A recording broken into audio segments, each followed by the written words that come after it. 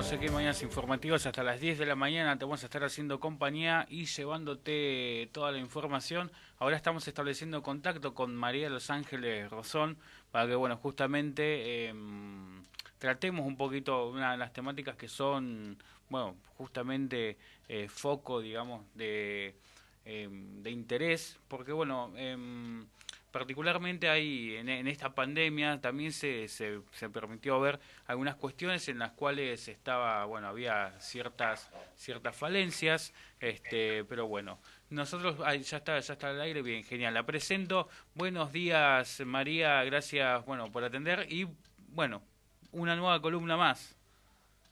Hola, buenos días, ¿cómo les va? Sí, una nueva columna con un tema interesante hoy. Sí, por supuesto. Y es lo que decía, es foco de interés porque, bueno, esta pandemia dejó ver muchas cosas que quizás no se tenían en cuenta. Em, Exactamente. Ayer fue el día de la persona mayor. Sí, exactamente. Ayer fue el Día Internacional de las Personas Mayores. Exactamente. Eh,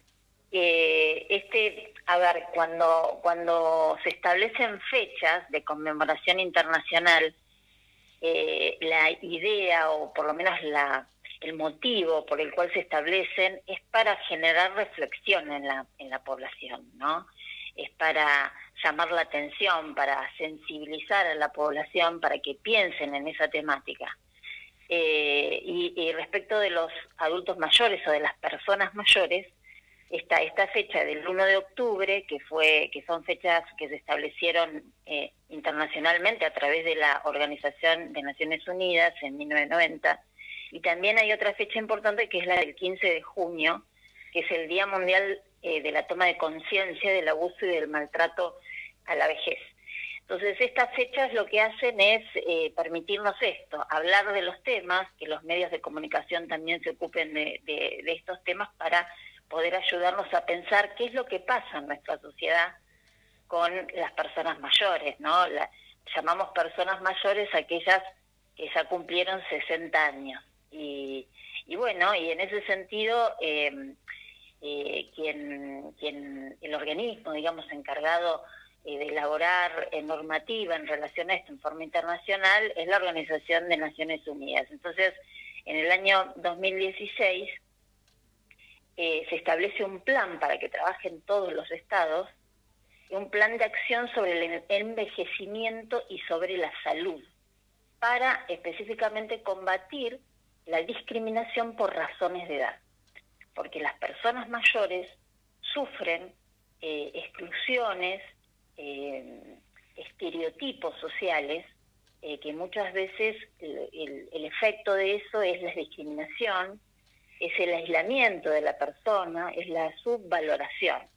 Por ejemplo, constantemente se presenta a las personas mayores como personas que son frágiles, que son personas dependientes, y esto afecta su valorización, afecta su dignidad, afecta su salud, puede provocar tristeza, aislamiento, etcétera. Entonces, el derecho tiene como función un rol importantísimo en esto, que es mitigar o erradicar todos estos tipos de maltratos y discriminaciones. Y se plantea entonces también, a partir del 2015, un nuevo paradigma que es el envejecimiento saludable, donde todos los estados se tienen que comprometer a generar políticas públicas en pos de este envejecimiento saludable. ¿Qué es lo que quiere decir envejecimiento saludable? Es mantener las capacidades, las funciones vitales para poder lograr el bienestar de la vejez. Y allí, a partir de allí, todos los estados tienen que generar políticas públicas, entre ellas legislación adecuada a los fines de lograr esto del envejecimiento saludable. Dentro de nuestro ámbito, la normativa que rige en relación, la normativa que más se utiliza es la Convención Americana de Protección de los Derechos Humanos de las Personas Mayores, que se dictó en el año 2017.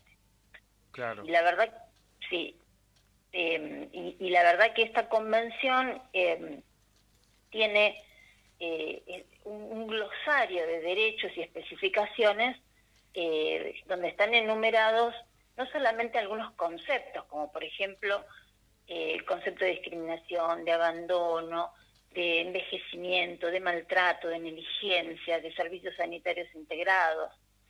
No solamente tiene conceptos, sino que también establece el Estado tiene que aplicar todos los derechos de esta convención y tiene que acomodar toda su legislación a los fines de aplicar esta convención.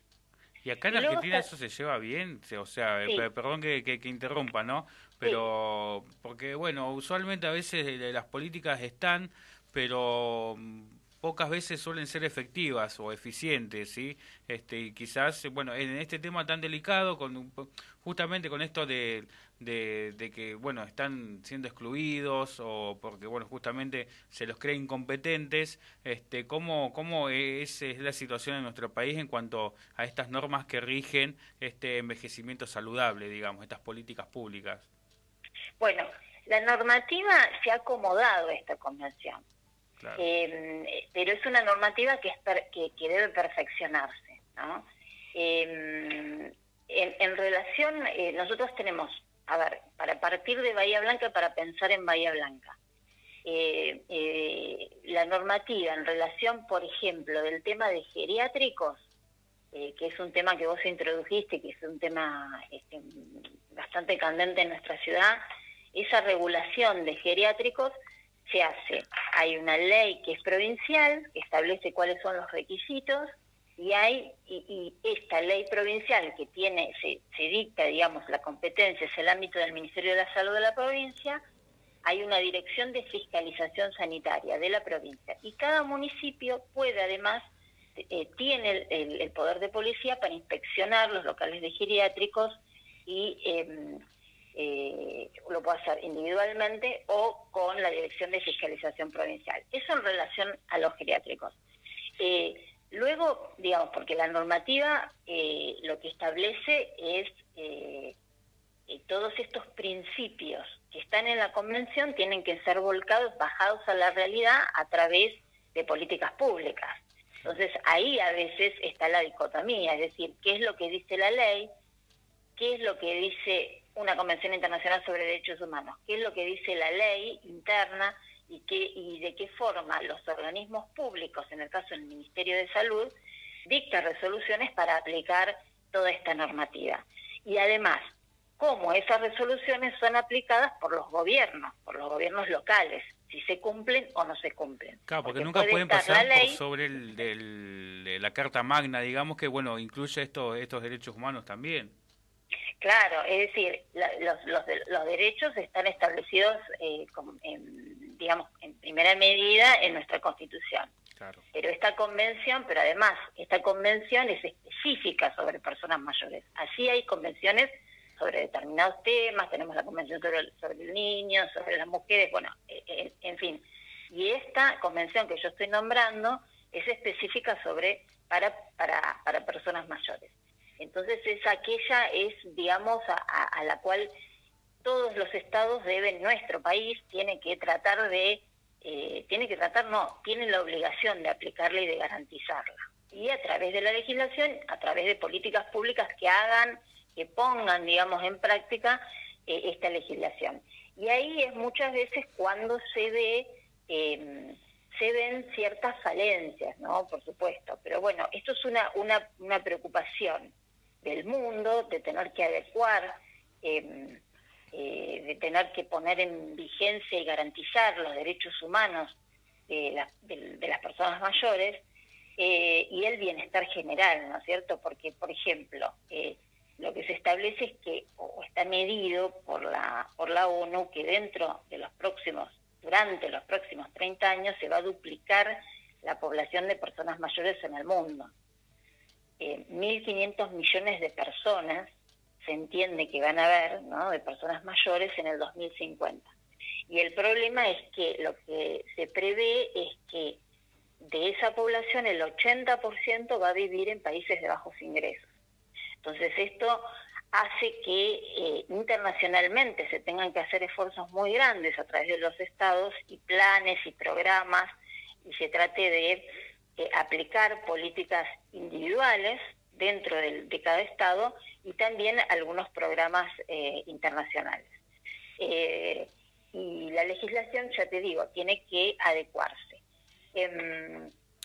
Pero bueno... Habla esto, bueno, por supuesto, de que tiene que pensar en programas, en diferentes planes. No, o sea, yo por supuesto que pregunto desde un lado bastante ignorante en este sentido, pero bueno, es debido a que el Estado o los estados los consideran incompetentes a la hora de realizar determinadas tareas. No, cada clasificación, es decir, cada política pública se tiene que adecuar a las características de la población a la que está dirigida, ¿no? Hay políticas específicamente para la niñez que tienen que ver cómo, que primero se tiene que hacer una valorización de ese colectivo, ¿no? De decir, bueno, que es un niño, que es un adolescente, y a partir de ahí la legislación, la regulación y los programas de políticas públicas. Lo mismo sucede con la vejez. No es que se los tome así, no es que se tome a las personas adultas como personas que no pueden hacer cosas por sí mismas, o que no son independientes o que no son competentes, sino que hay estereotipos sociales. El Estado no los toma así, tiene que ir en contra de esos estereotipos, tiene que erradicar esos estereotipos. Pero hay estereotipos sociales, es decir, nosotros dentro de nuestra sociedad, en general tratamos a los adultos mayores como personas que son vulnerables, que necesitan más, que solos no pueden, y que hay que tener una asistencia. Por supuesto que hay que tener una asistencia especial en razón a las necesidades especiales que cada etapa de la vida vamos necesitando. Entonces el Estado tiene que determinar qué necesidades específicas en esta etapa tiene que cubrir a los fines de que tengan una vida digna y que se erradiquen también estos estereotipos. Y las políticas son especiales, por eso cuando se habla de políticas públicas para el sector vulnerable, entran dentro de este colectivo los adultos o las personas mayores, no porque sean personas incapaces o incompetentes, como vos decías, sino porque requieren una adecuación en relación a ciertas características, como también la niñez y la adolescencia, por ejemplo, como también el grupo colectivo de las mujeres, porque hay ciertas vulneraciones por las mayorías que están instaladas, que se producen como de manera muy habitual, como es la discriminación por edad. Entonces, contra esto el Estado tiene que garantizar, erradicar esa discriminación. María. Y además el Estado tiene que tomar políticas en relación a las necesidades, como por ejemplo, que es lo que nos pasó con este tema de la pandemia y del COVID-19, ¿no es cierto?, que nosotros vimos que debió ponderar el Estado a los fines de poder proteger la población de personas mayores, debió ponderar el derecho a la salud que tienen y también otros derechos que debió restringirse, como por ejemplo el derecho a la libertad, el derecho a la libertad de circulación, el derecho a estar acompañados por sus familiares y por su núcleo conviviente, el derecho a la recreación, por ejemplo. Todas estas cuestiones, al libre consentimiento también, a la integración social, todos estos derechos humanos que están establecidos en esta convención, debieron ser ponderados a la hora de decir, bueno, ¿cómo protejo a este colectivo de personas mayores de este virus? Bueno, tuvo que intervenir y restringirlos y dictar un aislamiento preventivo, social preventivo y obligatorio, a los fines de poder garantizar la integridad en la salud. Claro. ¿No es cierto? Y entonces así dictaron estos DNU. Por eso, por cada sector de la población el Estado tiene que dirigir políticas y evaluar cuáles son los derechos dentro de esas políticas públicas que está desplegando, ¿no es cierto? Y, por ejemplo, tuvieron que establecer protocolos especiales para el tema de los geriátricos, porque un tema que se puso en tapete, digamos, con esta pandemia, no solo fue el hacinamiento de los sectores más desfavorecidos económicamente, de los sectores pobres, sino también el tema de el sector de la vejez, que está viviendo y residiendo en los geriátricos. Lo sacó a la luz esta pandemia. Lo sacó a la luz, exactamente. Justamente eso, ahí quería llegar también, pero primero vamos a ir a la tanda, así ya después volvemos de lleno con esto de, bueno, justamente de cómo la pandemia sacó a la luz esta problemática que hay con los geriátricos, que bueno, se pudo ver al principio de esta pandemia toda esta situación. Vamos a ir a la tanda ahora y ya volvemos con la columna jurídica de María de Los Ángeles Rosón. No te vayas, que ya vuelve Mañanas Informativas.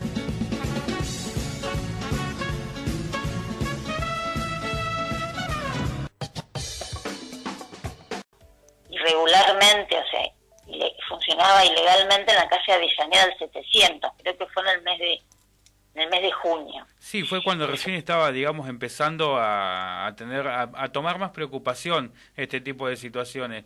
Pero, o sea, lo que preocupa es el tema de los geriátricos clandestinos. ¿Ahí hay una falla de origen en cuanto a la fiscalización o una falla, digamos, ya directamente en la política pública?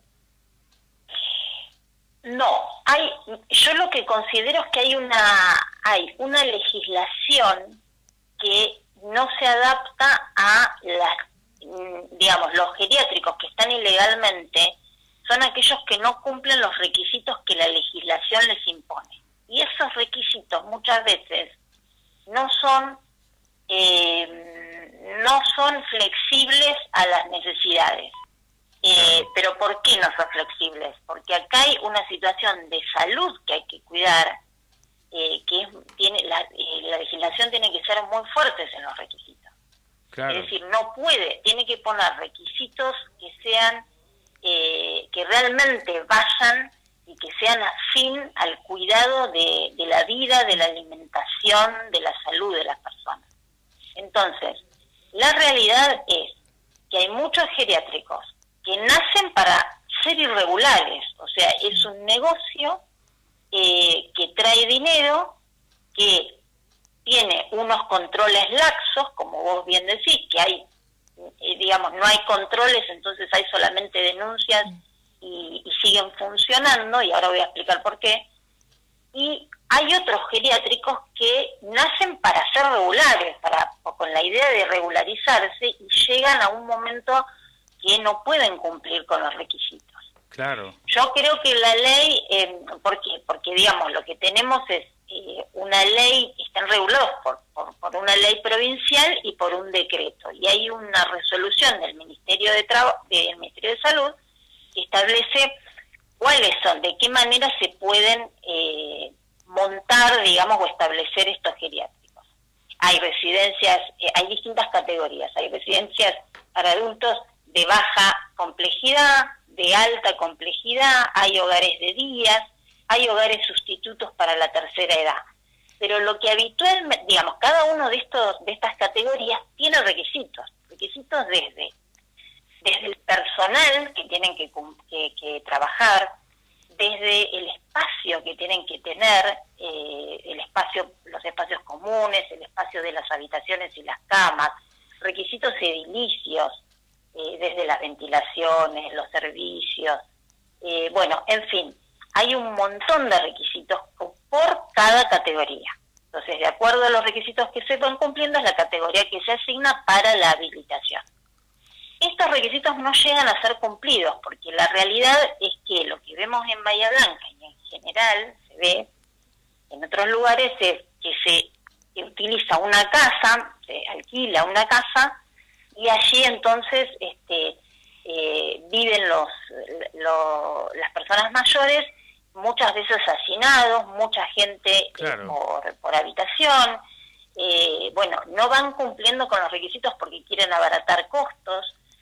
Quiero decir, muchas veces esto pasa porque ya tienen la idea de armar algo clandestino que funcione y que dé dinero, pero otras veces no.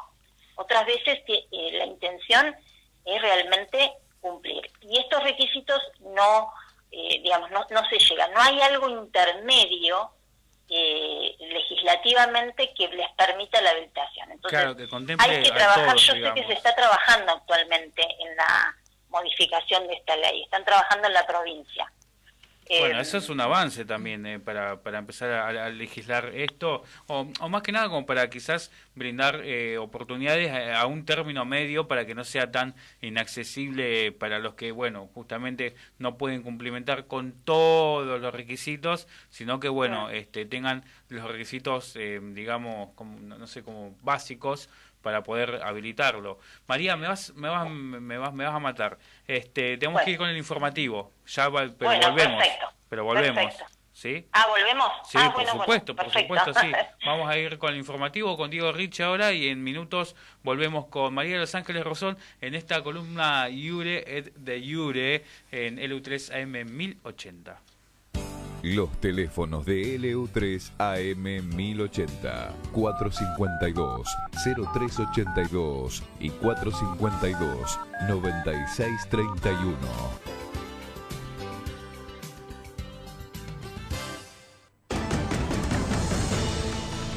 Micronoticias AM 1080.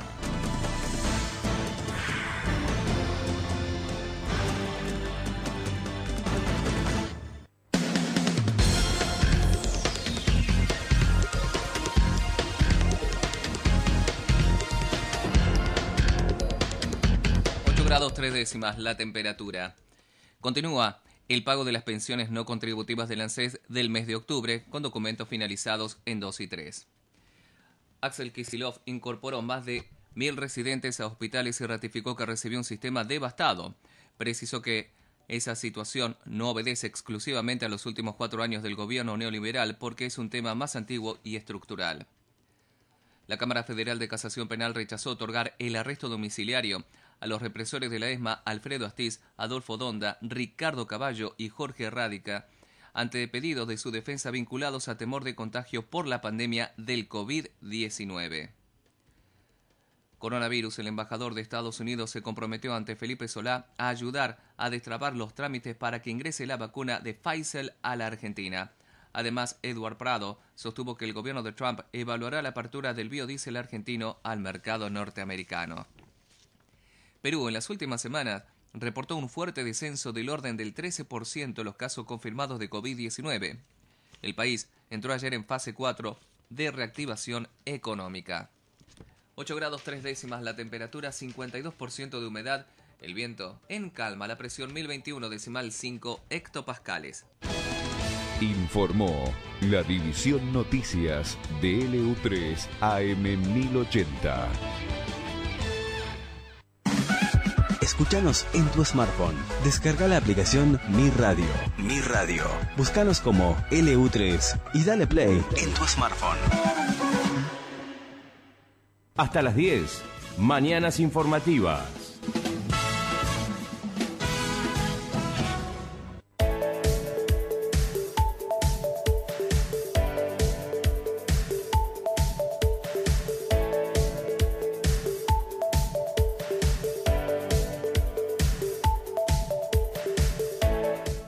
Minutos pasaron de las 8 de la mañana. Bueno, volvimos otra vez. Para redondear, ¿no? Un poco nos habíamos quedado en el tema de los geriátricos, ¿sí? En el tema de la legislación, estas habilitaciones que quizás o es blanco o negro, no es que hay un gris o un término medio.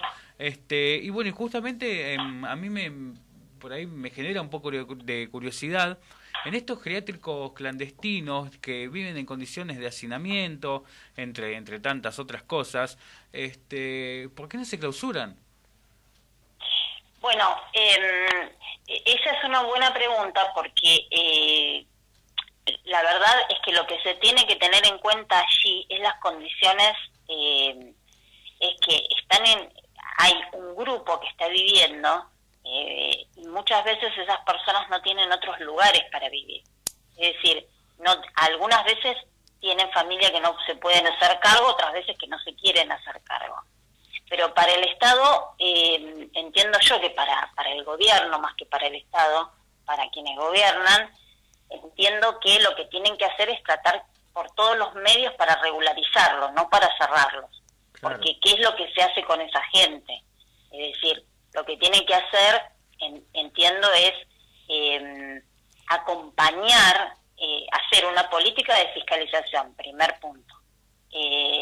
Una política fuerte, pero no solo fiscalizar, porque controlar y decir que no, que hay una denuncia y que no están en condiciones, bueno, desde allí no se soluciona el problema. El tema es que haya un acompañamiento a los fines de facilitarle la regularización. Si de alguna manera se está trabajando en la regularización, hay un control también, porque están al lado de sus establecimientos y se está viendo qué se cumple y qué no se cumple. Pero hay cuestiones básicas que entiendo que deben tenerse en cuenta y que deben estar controladas y que muchas veces los gobiernos las dejan de lado porque como están clandestinos entonces no se hacen cargo. Y la realidad es que, como yo comencé diciendo esta charla, de este grupo el Estado se tiene que hacer cargo, sobre todo de aquellos en que están que no tienen condiciones para poder estar con su familia y muchas veces están atravesados por varias cuestiones, no solo por la situación de vejez y de su salud, sino también a veces por la pobreza, porque están en hogares que son más baratos porque no pueden acceder a otro tipo de hogares y entonces caen en lugares que son absolutamente inadecuados para su salud, entonces para su salud, para su vida, para desplegar su dignidad como persona mayor. Entonces ahí el gobierno tiene que estar muy presente y no volver a cometer esto de las discriminaciones que hablábamos, ¿no? De decir, bueno, ¿para dónde se destina el presupuesto? ¿Para dónde se destina el interés en las políticas públicas, ¿no? Y acá, por supuesto que estamos hablando de los geriátricos de gestión privada, porque también la ley es para los requisitos, digamos, tiene los mismos requisitos, tanto para los geriátricos públicos, o sea, los que son del Estado, y los de gestión privada. Obviamente que entendemos que los que están a cargo del Estado cumplen todos los requisitos. Estamos hablando de aquellos del sector privado. Y bueno, y este es el sentido. Y la verdad es que con esto de los requisitos, lo que ha sucedido con la pandemia, quiero decir esto ya para terminar, es que se dictó la ley 15.171, que fue en el mes de mayo de este año, donde se declaró el estado de emergencia de los geriátricos, tanto de gestión pública como de gestión privada. Y ahí lo que se establece es que mientras dure la emergencia, porque ustedes saben que la emergencia social, económica, productiva en la provincia de Buenos Aires está establecida por ley, pero es una emergencia que debe terminar. Es decir, lo que tiene emergencia tiene un fin, un principio y un fin. Debería ser así. Bueno, esta ley lo que hace es declarar los geriátricos de situación de emergencia mientras dure esa emergencia, ¿no?, de la provincia, dictada en la provincia. Y mientras tanto, lo que establece es que se va a hacer a iniciar un proceso de empadronamiento, un relevamiento y una fiscalización de los geriátricos que están, de todos los geriátricos, ¿no? y de aquellos que están en forma ilegal. Y lo que establece es que no se van a clausurar mientras dure esta situación de emergencia, no se van a clausurar. Claro. Pero se va a controlar esto que vos decías, Martín, que hablabas de lo mínimo, los requisitos mínimos.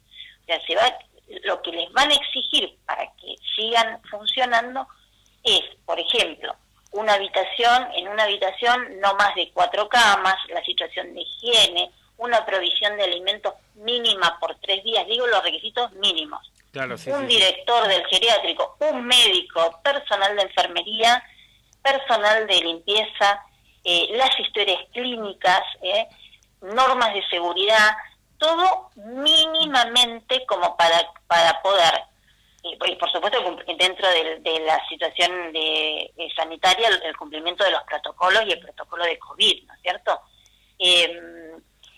Esto es lo que marca la obligación de que eso se baja, digamos, se aplica a través de los gobiernos locales, los gobiernos municipales, tienen que llevar adelante este empadronamiento y esta función, digamos, de fiscalización de los requisitos mínimos. Mientras que cumplan esos requisitos mínimos no se va a clausurar.